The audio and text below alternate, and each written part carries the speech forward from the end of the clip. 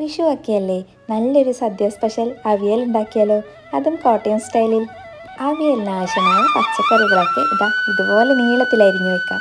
തൈരിന് പകരം പുളിക്ക് ആവശ്യമായ പച്ചമാങ്ങ എടുത്തിട്ടുണ്ട്.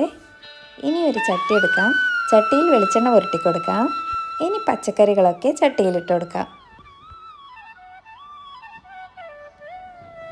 ഇനി ആവശ്യത്തിന് ഉപ്പും മഞ്ഞൾപ്പൊടിയും മുളക് പൊടിയും ചേർത്ത് കൊടുക്കാം. ഇനി ഒരല്പം വെള്ളം കൂടി ചേർത്ത് കൊടുക്കാം. ഇനി അടച്ച് വെച്ച് കുക്ക് ചെയ്യാം. ഇനി തേങ്ങയും ചെറിയുള്ളിയും ജീരകവും ചേർത്ത് വെള്ളം ചേർക്കാതെ ഒന്ന് ഒതുക്കിയെടുക്കാം. ഇനി മൂടിയൊക്കെ തുറന്ന് പച്ചക്കറികളൊക്കെ വെന്തോ നോക്കാം. പച്ചക്കറികളൊക്കെ കുക്കായിട്ടുണ്ട്. ഇനി പച്ചമാങ്ങ കൂടി ചേർത്ത് കൊടുക്കാം. ഇനി തേങ്ങ കൂടി ചേർത്ത് കൊടുക്കാം. കഷ്ണങ്ങളൊന്നും ഉടയാതെ ഒന്ന് മിക്സ് ചെയ്തെടുക്കാം. ഇനി അടച്ചു വെച്ച് ലോ ഫ്ലെയിമിൽ കുക്ക് ചെയ്തെടുക്കാം. ഇനി കറിവേപ്പില കൂടി ചേർത്ത് കൊടുക്കാം. ഇനി വെളിച്ചെണ്ണയും കൂടി ചേർത്ത് നന്നായി ഒന്ന് മിക്സ് ചെയ്തെടുക്കാം. അപ്പോൾ അവിയൽ റെഡി ആയിട്ടുണ്ട്. പച്ചമാങ്ങ ചേർക്കാത്ത തൈര് ഒഴിച്ച അവിയലിൻ്റെ റെസിപ്പി ചാനലിലുണ്ട്.